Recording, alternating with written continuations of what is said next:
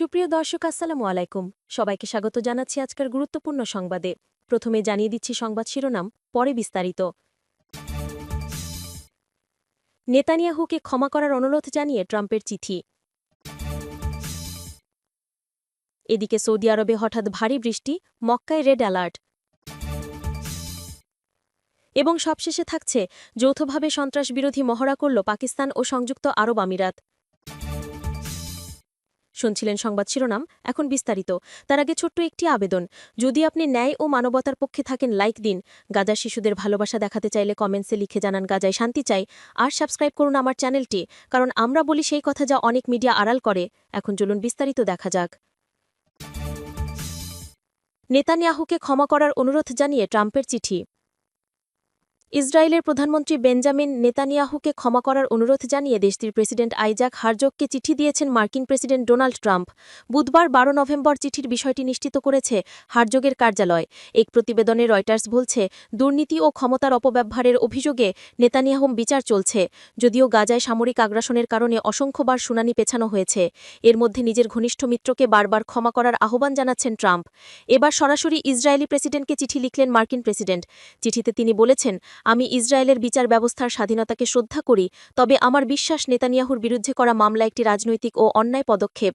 তিনি বহু বছর ধরে, বিশেষ করে ইরানের মতো কঠিন প্রতিপক্ষের বিরুদ্ধে লড়াইয়ে আমার ঘনিষ্ঠ সহযোগী হিসেবে কাজ করেছেন। ট্রাম্পের চিঠির পর ইসরায়েলের প্রেসিডেন্টের কার্যালয় থেকে জানানো হয়েছে, যদি কেউ প্রেসিডেন্টের কাছে ক্ষমা প্রার্থনা করতে চান, তাহলে তাকে নির্ধারিত প্রক্রিয়া অনুসরণ করে আনুষ্ঠানিকভাবে আবেদন করতে হয়। এদিকে চিঠির জন্য ট্রাম্পকে ধন্যবাদ জানিয়েছেন নেতানিয়াহু। সামাজিক যোগাযোগ মাধ্যম এক্সে এক বার্তায় তিনি বলেছেন, প্রেসিডেন্ট ট্রাম্প, আপনার অবিশ্বাস্য সমর্থনের জন্য ধন্যবাদ। আপনি সবসময়ের মতো এবারও সত্যি কথা বলেছেন।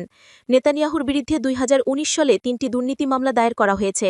এর মধ্যে এক মামলায় ব্যবসায়ীদের কাছ থেকে তিনি প্রায় 7 লাখ শেকেল মূল্যের, প্রায় $2 লাখ মূল্যের উপহার নিয়েছেন বলে অভিযোগ রয়েছে। তবে তিনি সব অভিযোগ অস্বীকার করে নিজেকে নির্দোষ দাবি করে আসছেন। এদিকে সৌদি আরবে হঠাৎ ভারী বৃষ্টি, মক্কায় রেড অ্যালার্ট। সৌদি আরবে হঠাৎ ভারী বৃষ্টি দেখা দিয়েছে। বুধবার তুমুল বৃষ্টির পর মক্কার দক্ষিণাঞ্চলে বহু রাস্তাঘাট প্লাবিত হয়ে যান চলাচল ব্যাহত হয়েছে। তবে মক্কার কেন্দ্রীয় এলাকা মসজিদুল হারামে শুধু প্রবল বাতাস ও মেঘলা আকাশ দেখা গেছে, কোনো বৃষ্টি হয়নি।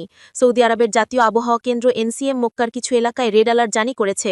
সংস্থাটি জানায়, ওই অঞ্চলে প্রবল বর্ষণ, শিলাবৃষ্টি ও আকস্মিক বন্যার আশঙ্কা রয়েছে, যা রাত পর্যন্ত চলতে পারে।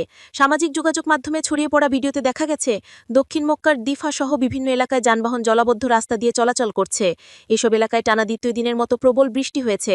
এনসিএমের মুখপাত্র হুসেন আল কাহতানি এক বিবৃতিতে জানিয়েছেন, আগামী 14 নভেম্বর থেকে 17 নভেম্বর পর্যন্ত সৌদি আরবের অধিকাংশ এলাকায় মাঝারি থেকে ভারী বৃষ্টিপাত হতে পারে।